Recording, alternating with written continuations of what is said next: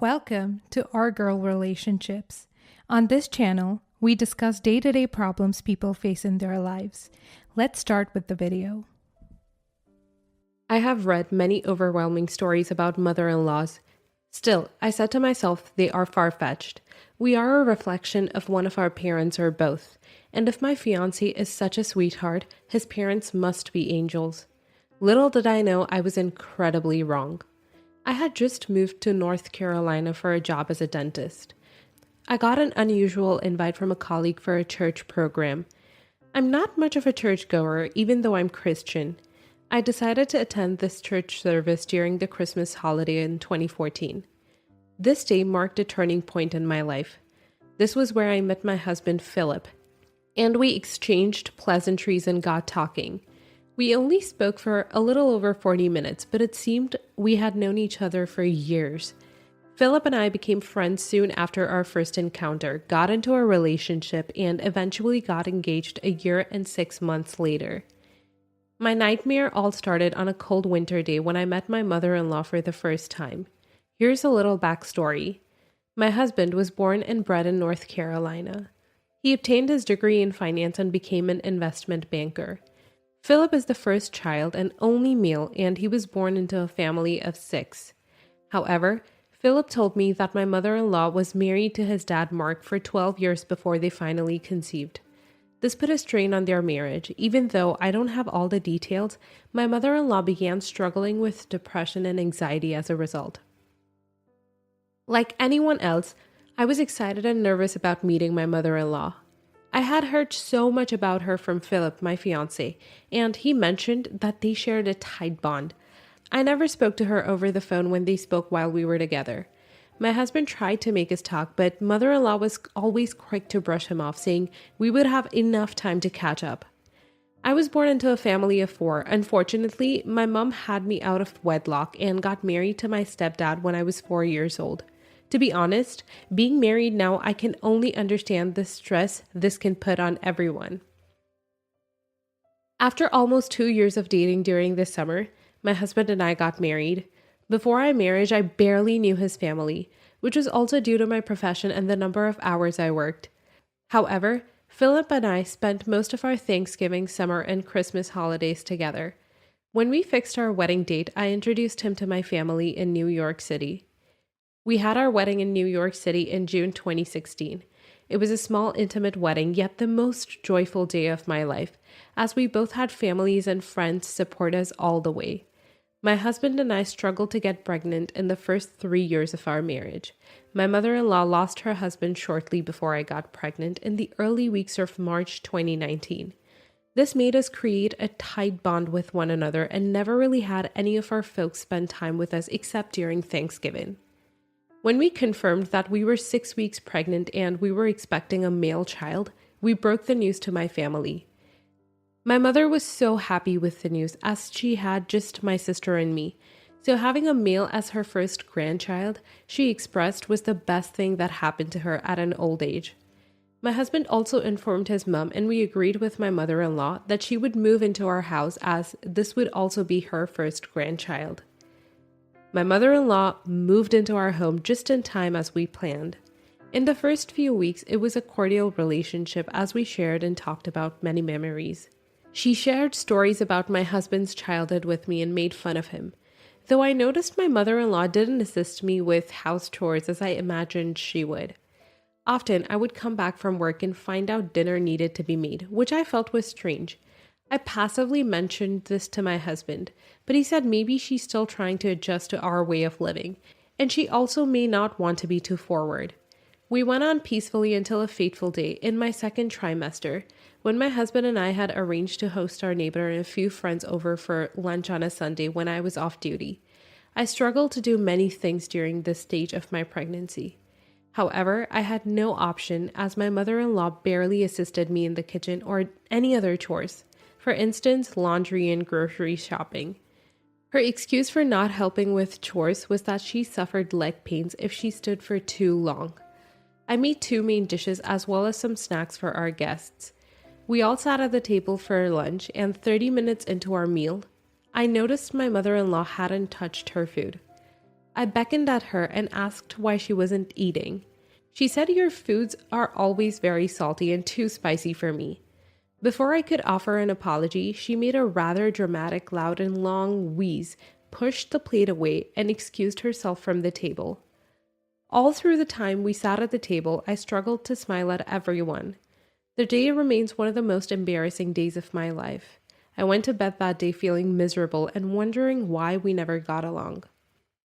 With the nature of my husband's job as an investment banker, he had to travel to different states for meetings and conferences. On the 1st of July 2019, my husband informed me that he would be away for 2 or 3 days for a conference. We discussed at length, and my mother-in-law suggested that his sister spend some time with us when he was away, another mistake I made. Being my first pregnancy, I had a lot of challenging moments, especially the morning sickness that lasted until the end of my second trimester. While my husband was away, a lot happened between my mother-in-law and me.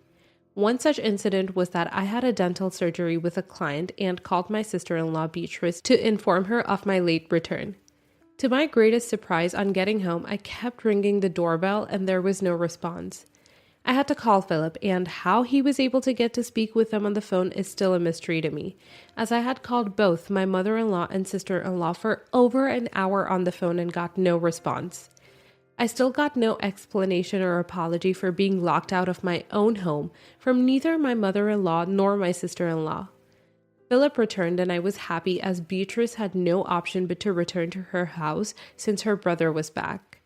As I approached my due date for delivery, we went shopping for the baby items. My mother-in-law was pretty anxious and opted to go with us. While shopping, my mother-in-law kept picking things that we didn't need and kept muttering words like, "It's my first grandchild.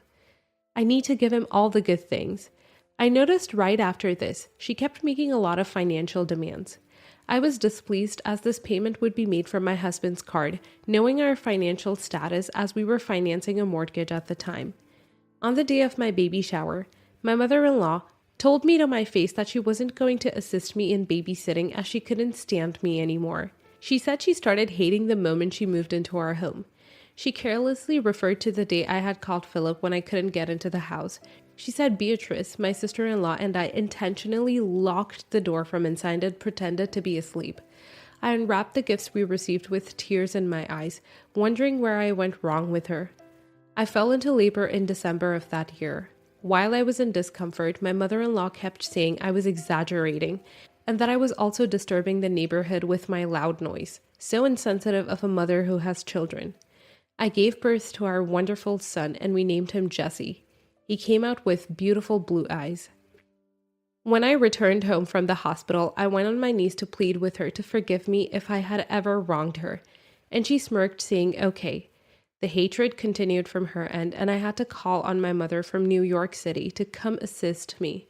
My mother did all the hot water bath and other duties I felt should be done out of love from a mother-in-law to her daughter-in-law. On one of the days, I was breastfeeding Jesse. My mother-in-law walked into the room and asked how long he would take breast milk.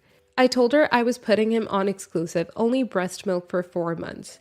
My mother had to return to New York City when Jesse was barely 2 months old, and I was back to being alone with my mother-in-law.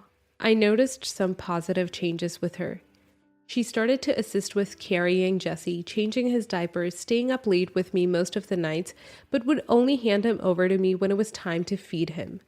The final straw broke the camel's back when I felt too comfortable with my mother-in-law and would leave Jesse with her for long minutes.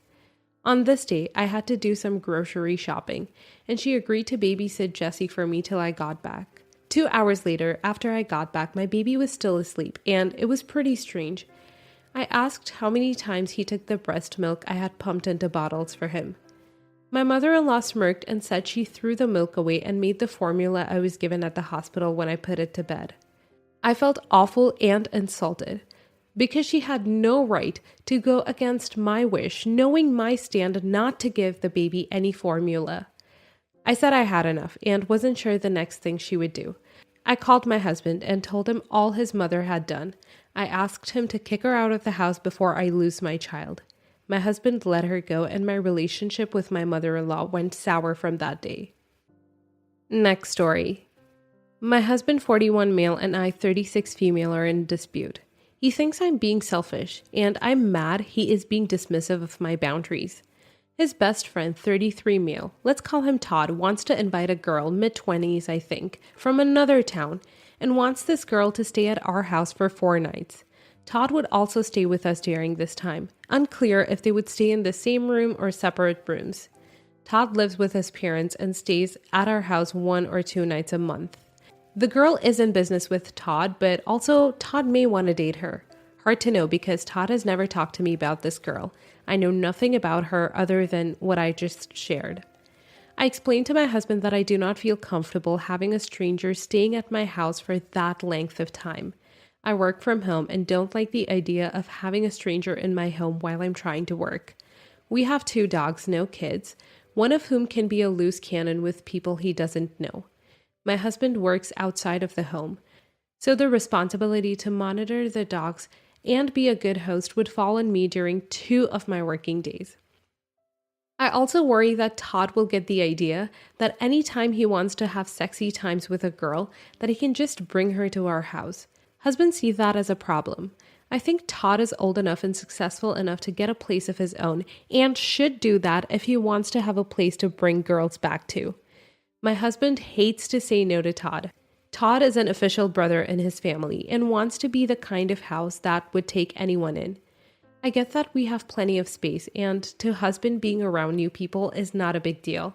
As an introvert and homebody, I prefer to have time to myself and have trouble relaxing around people I don't feel comfortable with. Husband says I'm being selfish and he's disappointed with me. I told him he's dismissing my boundaries. I told him I'd be willing to compromise and allow them to stay 2 nights during the weekend, as I feel like I could get myself through that easier without the stress of them here when I'm working. Husband did not acknowledge my offer of compromise. He still wants me to agree to all 4 nights to help Todd out. So, am I the a-hole here? Not the a-hole. There is so much wrong here. Todd needs to put his girlfriend up in a hotel like a normal creepy guy who still lives with his parents and sneaks around. Your husband needs to realize it's your house too, and you're not turning it into Todd's brothel. You were willing to compromise and he wasn't. You've done your part. It's okay not to want strangers in your house. I wouldn't feel comfortable either. Also, why can't Todd just book a hotel? Weird. Not the a-hole. You offered a totally fair compromise, and your husband calls you selfish? So unless he and Todd get exactly what they want all the time, you're selfish and disappointing. Read the story back to yourself. Is this a Todd problem or a husband problem? You don't want a stranger in your home. Fair. You don't want to be responsible for hosting someone. Fair. You don't want your house to be used as a sex den. Fair. You then offered a totally legit compromise, half of the time and during a time where your husband can host, since he thinks it isn't a big deal. Of course he ignored that because that means he has to deal with all the stuff you don't want to, but he assures you it is no problem at all. Tell your husband he can prep the house, clean up the room, and wash the sheets after the sex party. I'm being mean here. And make sure he is home to entertain. If he can't commit to that, then no deal. If he can't commit to that, then he is selfish because he won't help out his friend Todd. Also, Todd sounds awful. 34, living at home in a situation where he can't even get a hotel or tell his parents he likes a girl? I can't. Next story. Throw away because this happened just a few hours ago. For some context, I, 25 female, live alone with 2 dogs. The first being an elderly medium big size, 18 years old, Bits, and the second a small 1-year-old Coda. I love both my dogs to pieces, but Bits refuses to eat or be inside our home. She used to be my parents' dog, and when they sadly passed away, I took her in because I knew none of my siblings would treat her right. At home, my dad built her like a space outside the house where she could be warm and cozy, kind of like her own room. But I don't live in that house anymore, and I haven't saved enough to build her that same thing here yet. For that reason, I always go to her at night around 8:30 or 9 to feed her, make sure she has water and that she's sleeping in her house and not in the grass. While doing so, I see a ball falling from the left side of my fence, the one facing the street, and before I can grab it, the neighbor's kid, 16 or 17, jumps my fence like nothing. I got so scared because it was the middle of the night and I live alone. Plus, at this point, I don't know it's my neighbor's kid yet, so I scream. I try to get up and Bit starts to bark, but I ran into my house. I see Coda running towards the kid and quickly bites his leg, and Bits tackles him. As I get to my door, I call them both and they run towards me. That's when I recognize him, so I make them stay there and go help him. I called his dad and they took him to the hospital, but 40 minutes after, the mom was banging at my door because apparently kids bit him in both legs and the hand when he tried to grab her, and she's demanding I pay the bill or she'll get my dogs taken. I refuse and tell her that she should teach her son not to jump other people's fences and that they only defended me. I have them both inside, but I'm starting to question if I was the a-hole or not. Not the a-hole. They need to teach their kids to not hop over strangers' fences. They need to teach their kids mannerisms that if they accidentally get their toys in somebody else's backyard, then they should go over to their neighbors and ask them to help them grab their toys. Their son basically trespassed your house. It's scary to see a stranger hop over your fence, especially when you're a woman, because it could be someone dangerous trespassing. Your dogs protected you. Kudos to them. Not the a-hole, that kid was trespassing, and surely you should file that before they do anything with animal control. People should learn that actions have consequences. That kid got lucky. For all he knew, he jumped over the fence of someone who had actually trained guard dogs. He wouldn't have survived with 3 bites alone. Next story. I, 35 female, make dinner pretty much every night.